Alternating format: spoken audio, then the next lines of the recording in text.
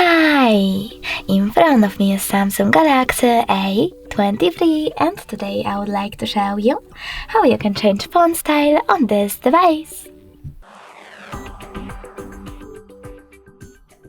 First of all, go into Settings and tap on Display section.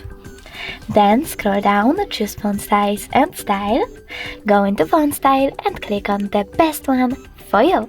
In my case, Gothic Bold. As you can see, after that, style of my text has changed.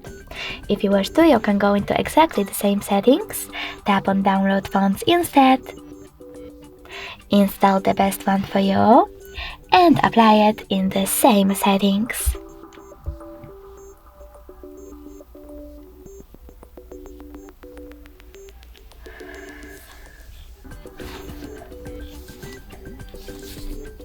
Thanks so much for watching. If you enjoyed this video, leave a like, comment and subscribe.